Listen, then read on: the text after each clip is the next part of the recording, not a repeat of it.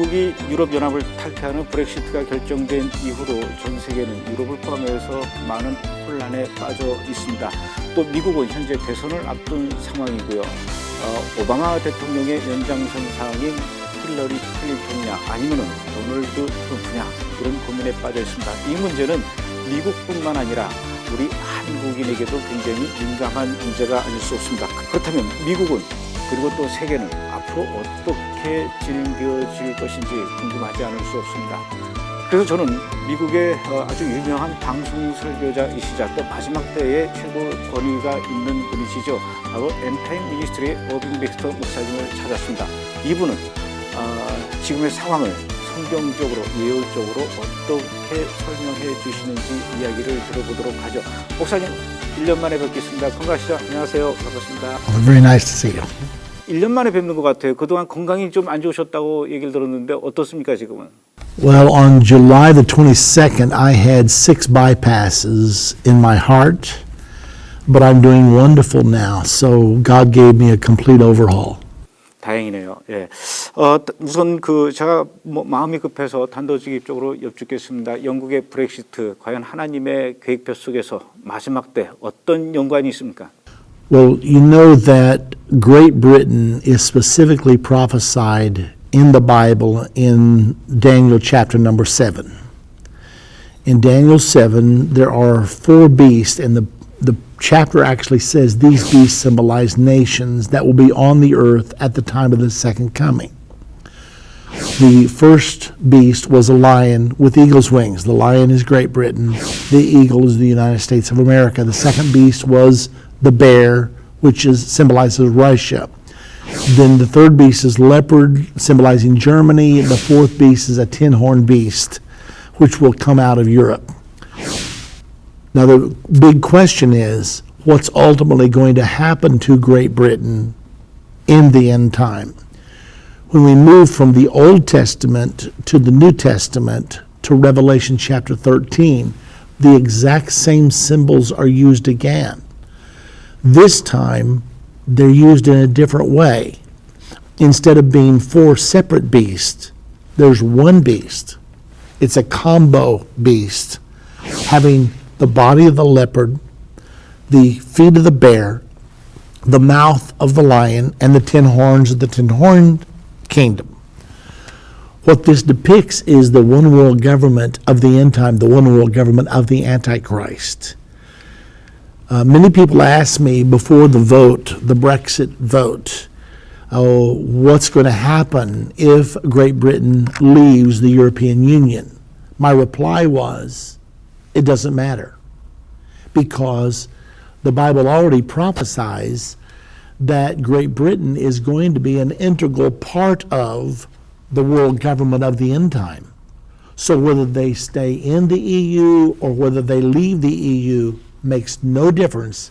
Great Britain is still going to play a central role in the end time world government of the Antichrist, because Revelation 13, verse 1 through 2, clearly depicts the makeup of the end time one world government of the Antichrist. So as far as Great Britain's role in the end time world government, no difference. However, there could be another meaning to this. Since the Bible prophesies that a 10-nation union will come out of the European Union, and that will be the power base of the Antichrist, could this be a shakeup of the European Union? The European Union presently has 28 members. So where's the 10 going to come from? Something has to happen to produce this entity of 10. Could it be, since Great Britain has withdrawn, now then many other nations are considering withdrawing as well? For many years, there has been talk that some of the nations of the European Union want to move faster toward total unification. Others can't move so fast. So there's been talk of a 2-tiered EU. With this particular event, with Britain pulling out now, there is talk between Germany and France that they're going to move toward total unification, just like the United States of America. I was surprised when this happened for them to make their big move so soon.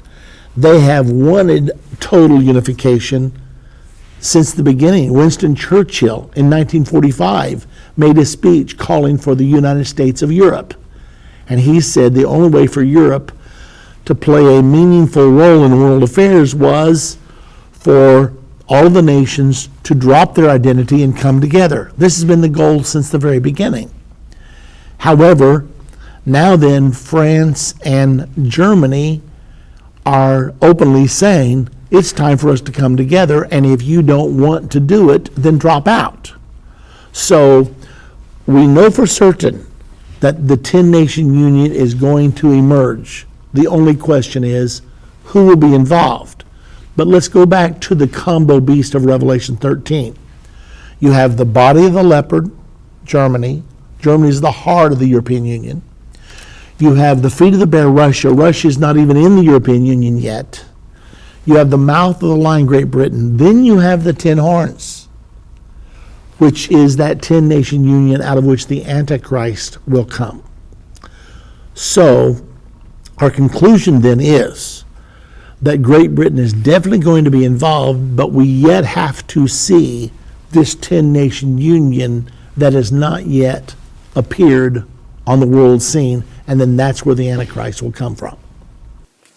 영국이 이 국민투표를 통해서 유럽연합 탈퇴를 결정을 했습니다. 그 이후로 영국뿐만 아니라 또 유럽연합의 다른 소속 국가 몇 개의 국가들이 유럽연합을 탈퇴하는 그런 움직임들을 보이고 있습니다. 이렇게 되면 이제 유럽연합의 이 위상이 많이 흔들리게 될 것 같은데, 사실 그동안 많은 목사님들이나 또 신학자들이 마지막 때에 유럽의 여러 나라들이 하나로 뭉칠 것이다. 이제 이것을 유럽연합으로 보고 또 그 유럽연합에서 강력한 정치 지도자가 나오게 될 것인데, 그가 바로 성경에서 이야기하는 적그리스도다, 이렇게 얘기를 했었습니다.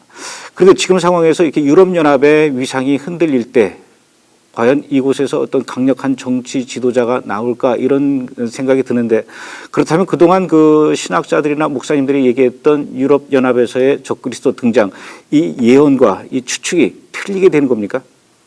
The prophecies are not wrong. The Bible is crystal clear in Revelation chapter 13, 1 through 2.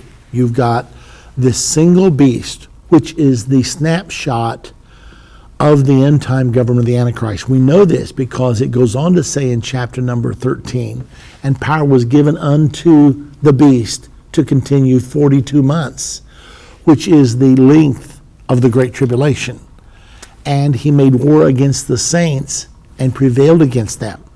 So it's obvious that this entity with the body of the leopard, the feet of the bear, the mouth of the lion, the 10 horns, the 10-horn kingdom, is in fact the government of the end-time Antichrist. The only question is, what are the 10 horns?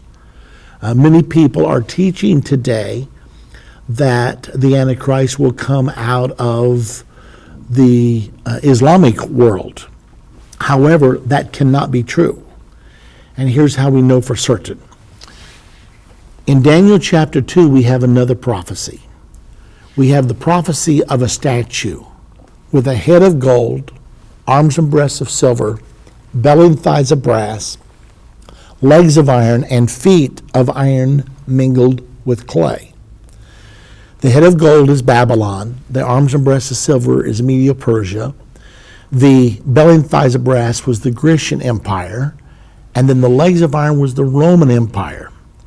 Now these empires ruled from 600 BC until Rome faded away from history about 300 AD.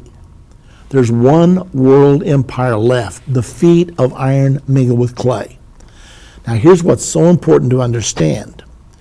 When you move from one segment to the other, you have a total change of metal: gold, silver, brass, iron.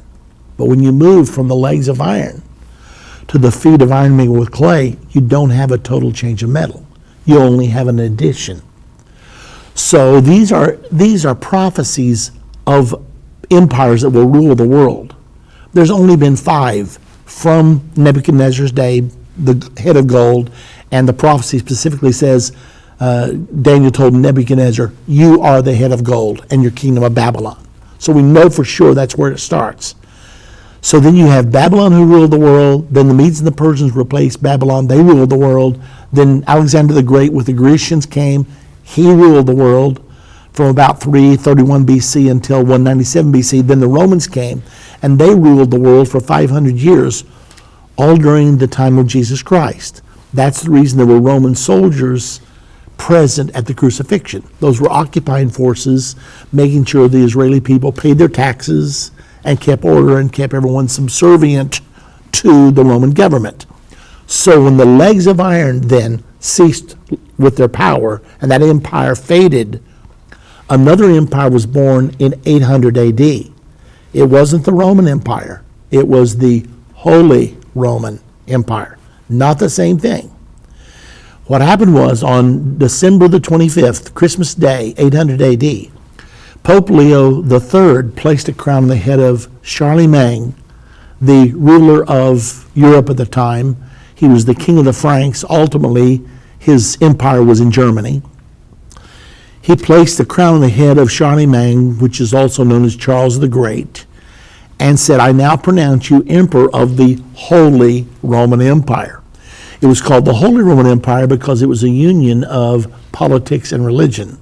The Roman Empire was only political. But the strongest emperor, the strongest ruler of Europe at the time, Charlemagne, did not have enough power to rule Europe by himself because the Pope had a lot of religious influence. The Pope did not have enough power to rule Europe by himself. But by joining themselves together in a partnership, they formed the Holy Roman Empire. The clay added into the feet and the toes represented the religious element. For the next 1,000 years, from 800 AD until 1806, the Holy Roman Empire ruled Europe and dominated the world.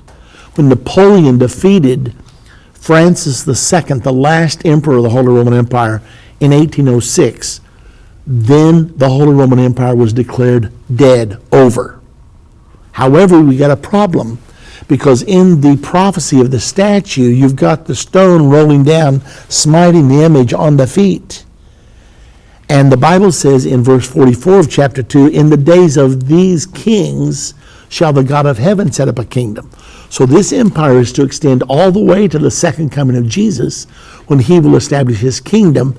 And the stone represents Jesus Christ and his kingdom smiting the image. When the stone smote the image in the dream, the whole statue, the whole structure of human government came down, and it disintegrated and was blown away like the chaff of the summer threshing floor. And then the stone grew and grew until it became a great mountain and filled the entire earth. It's the picture of the transition from human government to the establishment of the kingdom of God upon the earth. But the critical thing is, the very last part of the statue was 10 toes. Those 10 toes represent the last 10 kings. Verse 44 says, and in the days of these kings shall the God of heaven set up a kingdom. Well, in Daniel 7, the last beast has 10 horns, and it says there these 10 horns are 10 kings. And in Revelation 17, the last beast has 10 horns, and it says there these 10 kings give their power to the beast, to the Antichrist, for 1 hour, for a short period of time. So several different prophecies tell us the same story, that there will be this 10-nation union. But the critical issue is the toes are made up of iron and clay, which is the Holy Roman Empire, not Islam. But the Holy Roman Empire was ruled from 800 AD until 1806. Well, but I thought that empire was dead. Well, it's now been reborn. Because after World War II, Europe said, we've got to come back together. And Winston Churchill said, we must form a United States of Europe. So they began. Today, there are 28 nations. They have no tax barriers, no tariffs. You can travel from one to the other, just like you can travel from Texas to Louisiana, any of the states of the United States of America. They are totally unified right now. They are virtually United States of Europe. The only thing that they lacked was a constitution. And they wanted a constitution of Europe just like we have a constitution of the United States. On November the 3rd, 2009, they adopted the Treaty of Lisbon, which was their constitution. Now here's the big question. Is the present Europe really the revival of the Holy Roman Empire? We have absolute proof. The answer is yes. Number one, the first coin, when they printed their own money, the first coin they printed, whose picture did they put on it? Charlemagne, who is known as the father of the Holy Roman Empire. Then their most influential periodical, a weekly magazine called The Economist, it's known as the periodical of kings and presidents. Every week they devote one page to the latest developments of European unification. What do they call the page? The Charlemagne page, every week. Then they decided to speed up the move toward unification, and they decided to give a $1 million prize each year to the statesperson that did the most to facilitate European unification that year. The name of the prize? The Charlemagne Prize. Then they have their capital in Brussels, Belgium. That's where 35,000 officials of the European Union reside and carry out their business. There's a building there devoted to the nations who want to come and join the European Union. The name of the building? The Charlemagne Building. So you've got Charlemagne coin, Charlemagne page, Charlemagne prize, Charlemagne building. It is the revival of the Holy Roman Empire, and they know it. Now, most of the common people of Europe don't know it, but the leaders know this is the Holy Roman Empire. And the 10 toes are of iron mingled with clay. They're the same thing as the 10 horns, and the Antichrist comes up among the 10 horns. So the Antichrist must come out of a 10-nation entity that will come out of the European Union. That's the way we know for certain that the Antichrist must come out of Europe. 그런데 이제 최근 들어서 IS의 그 활동 반경이 점점 늘어나고 또 뭐 미국뿐만 아니라 유럽 또 한국도 역시 마찬가지인데 점점 무슬림들의 숫자가 늘어나면서 전 세계가 지금 이슬람 열풍이라고 해도 틀린 말은 아닐 것 같습니다. 그러다 보니까 어떤 분들은 적그리스도가 바로 이슬람에서 나온다 이런 얘기를 하는 분도 있습니다. 그 부분에 대해서는 어떻게 생각하십니까? Yes, it certainly looks like right now that Islam is on the rise. So how then is the balance of power going to swing back to Europe? There's another prophecy in the Bible that foretells a great war. It's in Revelation 9, verse 13 through 21. It happens at the time of the sounding of the sixth trumpet. It states there that a war will emanate from the Euphrates River. It will kill 1/3 of the human race, and that an army of 200 million will participate in this war. That's all stated in verse 13 through 16. So where's the Euphrates River? The Euphrates starts in Turkey, flows down through Syria, down through Iraq, and the last 60 miles is the border between Iraq and Iran. It empties into the Persian Gulf. The Euphrates River is a 100% Islamic river. Turkey is 98% Islam, Syria 92%, Iraq 97%, Iran almost 100% Islamic.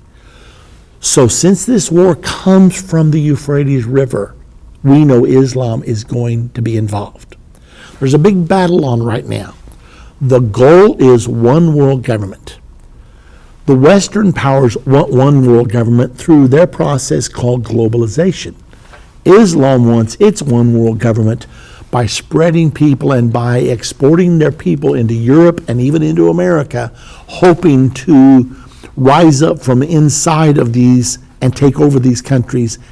And their prophecies tell them they're going to have a world government, and the Mahdi will come and preside over it. However, the prophecies of the Bible disagree. This war that happens that's going to kill 1/3 of mankind, 2.4 billion people, is going to greatly weaken Islam, if not totally obliterate it. The way we know for certain, because when you go to Revelation 17, there's a very clear picture of the kingdom of the Antichrist and its union with the Roman Catholic Church. You see the seven-headed, ten-horned beast of Revelation 13. It's the same beast, only now it's got a woman riding on its back. The woman is called a harlot. A woman in Bible prophecy is always used to picture a church. A virgin is the true church. A harlot is a compromised church. So now we have a compromised religion on the back of the powers of Europe, with the body of the leopard, the feet of the bear, the mouth of the lion, the 10 horns of the 10-horn kingdom. What is happening right now in Europe, in fact? Well, first of all, who is the woman? The book of Revelation, chapter 17, gives us 6 specific clues as to the identity of the woman. Verse 18 says, the woman is that great city which reigneth over the kings of the earth. Clue number 1, the woman's a city. Number 2, verse number 1 says that the woman sat on many waters.